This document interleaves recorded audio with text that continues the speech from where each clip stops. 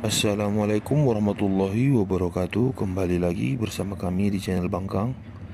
Hari ini Bangkang akan berbagi alur cerita film dari The Wall Truth, film yang berasal dari Thailand di tahun 2021. Tapi sebelum itu jangan lupa dukung channel ini ya dengan menekan tombol subscribe. Kita mulai saja alur cerita filmnya.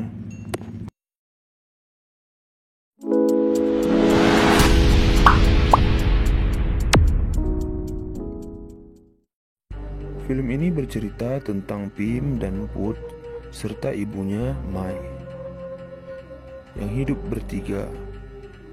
Ibunya baru saja mendapatkan promosi di kantornya, karena itu dia harus bekerja lembur. Nah, saat pulang dari kantornya, ibu Pim dan Put mengalami kecelakaan mobil yang menyebabkannya koma dan harus dirawat di rumah sakit. Kemudian kakeknya datang untuk mengabarkan Pim dan Put bahwa ibunya mengalami kecelakaan dan mengajak mereka ke rumah sakit. Di rumah sakit, mereka melihat ibu mereka terbaring lemah dan tidak sadarkan diri. Pim dan Put hanya bisa menangis. Setelah beberapa saat datanglah nenek mereka. Lalu nenek mereka mengajak mereka untuk menginap di rumah nenek dan kakeknya karena tidak ada orang di rumah mereka. Dari awal mereka datang ke rumah kakek dan neneknya, mereka pun sudah merasakan bahwa rumah itu cukup aneh. Nah, keesokan harinya ketika ke rumah sakit, mereka dikabarkan bahwa ibunya tidak akan sadarkan diri dalam beberapa waktu. Karena itu, mereka diajak tinggal di rumah kakek dan neneknya sampai ibunya sadar. Di rumah kakek dan neneknya, Put penasaran akan sebuah lubang yang ada di dinding rumah tersebut. Kemudian ia mencoba mengintip. Nah, di dalam lubang tersebut ada sebuah ruangan yang di dalamnya ada kamar kecil di bawah tangga. Saat pintu tersebut terbuka, dia melihat sesosok anak kecil menyeramkan. Lalu ia pun memberitahu kakaknya Pim. Lalu Pim pun memberitahu kakeknya mengenai lubang tersebut. Kakeknya hanya menjawab dengan biasa dan menyuruh mereka tidur, serta mengatakan besok akan menambalnya. Pagi harinya saat Put akan berangkat ke sekolah, dia tidak lagi menemukan lubang tersebut. Namun, sepulang sekolah, Put kembali melihat lubang yang ada di dinding rumah tersebut.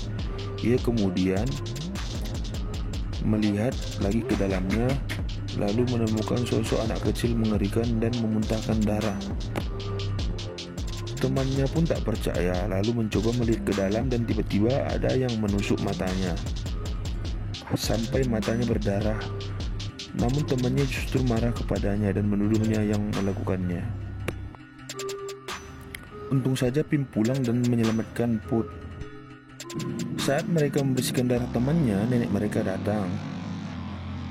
Lalu saat nenek melihat darah tersebut, neneknya pun tiba-tiba kerasukan dan marah-marah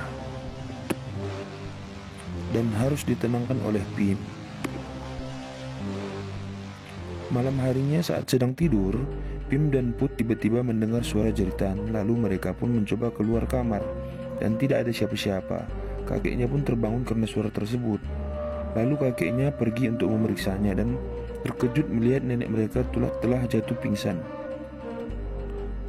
Saat dibangunkan, tiba-tiba neneknya kerasukan, mengamuk dan membentak-bentak kakeknya Pim dan Pet. Besok harinya karena banyaknya kejadian aneh, Pim dan Pet penasaran dengan lubang tersebut. Mereka pun kembali melihatnya. Saat Pim melihat lubang tersebut, dia kemudian melihat seorang anak kecil yang merangkak keluar dari ruangan di bawah tangga tersebut dan akhirnya memuntahkan darah. Dan ketika Pet kembali melihat, dia melihat sesosok anak kecil dengan kepala bolong.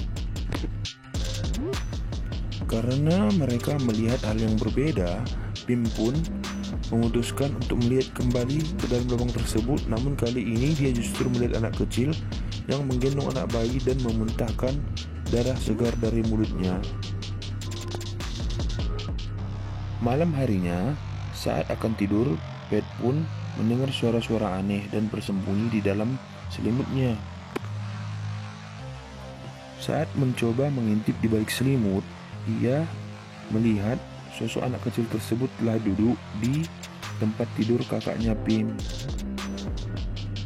dan tiba-tiba mendatangi Pet. Keesokan paginya, saat bangun pagi, Pim terkejut melihat Pet yang memuntahkan darah dari mulutnya dan khawatir dengan keadaan Pet.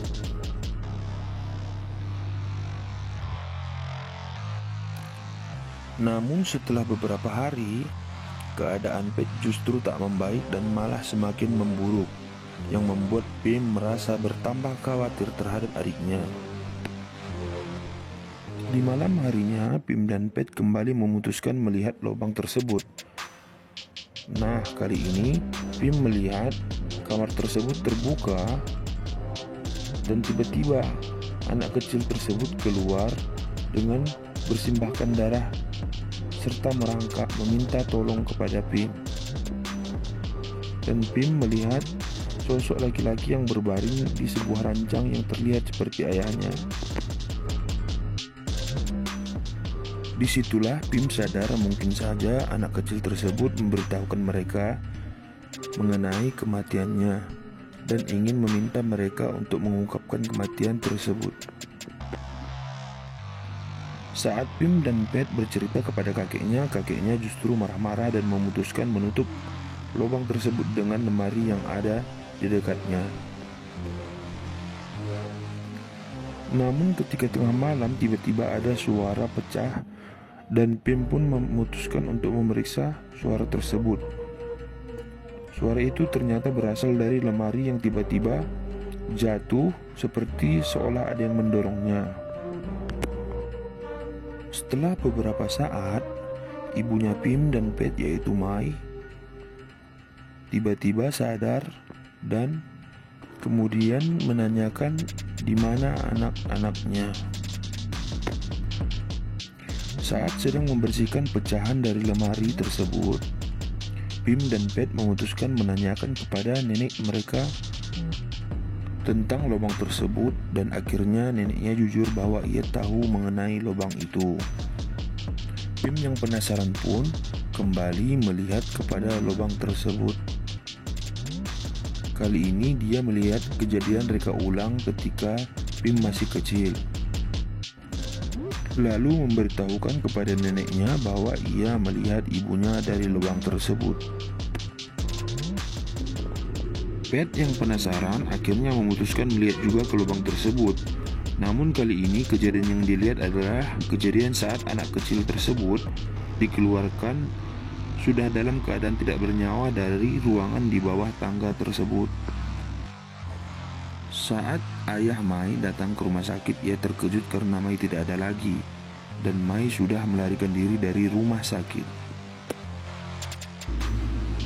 Neneknya pun mengarang cerita mengenai kematian Pinya, yaitu kakaknya Pim dan Pet, bahwasanya Pinya terbunuh karena kecerobohan dari ayah mereka, yang saat itu Pinya ingin bermain dan ayahnya justru mabuk-mabukan.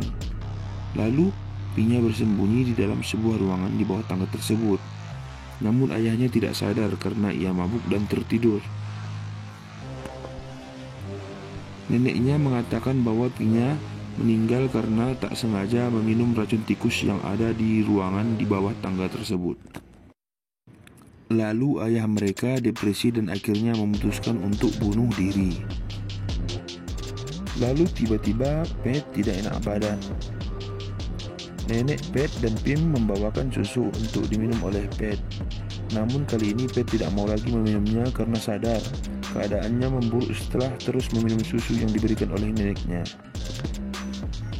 Saat sedang memaksa Pet untuk meminum susu tersebut, tiba-tiba Mai masuk ke dalam rumah.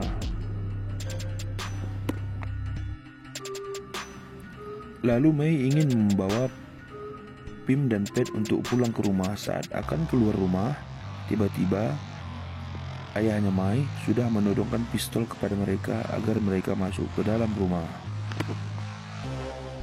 Melihat pistol yang sama dengan pistol yang digunakan suami untuk bunuh diri, akhirnya Mai menanyakan kepada ayahnya apakah suaminya benar-benar bunuh diri pada hari itu. Lalu Pim dan Pet pun mengatakan mereka sudah tahu kejadian sebenarnya dari lubang tersebut. Dan Pim memberitahu ibunya bahwa adiknya terus-terusan batuk darah setelah meminum susu yang dibuat oleh neneknya. Pim tiba-tiba teringat akan muntah darah dari anak kecil yang terus mengganggu mereka. Akhirnya Pim menanyakan kepada neneknya apakah susu itu benar-benar diracun. Akhirnya Pim memutuskan ingin meminum susu tersebut, namun dilarang oleh neneknya. Ternyata neneknya jugalah yang meracuni Pinya dengan menyuruhnya minum susu setiap hari. Disitulah Mai sadar bahwa ibunya lah yang telah membunuh Pinya, kakaknya, Pet, dan juga Pim. Disitulah ibu Mai jujur dan mengatakan bahwa ia memang ingin meracuni Pinya dan juga Pet karena mereka terlahir lumpuh dan juga cacat. Ia tidak suka hal tersebut karena menurutnya anaknya Mai adalah wanita yang sempurna. Akhirnya Mai pun mengajak Pim dan Pet untuk pulang ke rumah mereka. Sejak ibu dan ayahnya ditinggalkan oleh Mai, ia pun semakin dihantui oleh Pinya yang merasa tidak senang karena telah dibunuh oleh neneknya sendiri. Lalu suatu malam, neneknya mencoba membuka ruangan yang ada di bawah tangga tersebut. Dan akhirnya Pinya mencoba untuk membunuh neneknya. Suaminya pun yang mendengar teriakan langsung menemui istrinya yang telah jatuh pingsan. Namun tiba-tiba istri tersebut yang telah meninggal setelah meminum racun tikus justru kembali berdiri seperti tidak terjadi apa-apa dan berubah menjadi suami dari Mai yang telah ia bunuh. Karena ketakutan, ia pun langsung menembak suami Mai tersebut. Setelah ia sadar, ternyata orang yang ia tembak adalah justru istrinya sendiri. Karena ketakutan, ia akhirnya menembakkan senjata ke dalam mulutnya dan bunuh diri. Namun kejadian sebenarnya, justru Mailah yang telah membunuh suaminya dengan menembakkan senjata yang dimiliki oleh ayahnya. Benar-benar tragedi drama yang luar biasa. Demikianlah alur cerita film dari The Wall Truth. Semoga kalian suka. Jangan lupa dukung channel ini dengan menekan tombol subscribe ya. Sampai jumpa di alur cerita film lainnya. Assalamualaikum.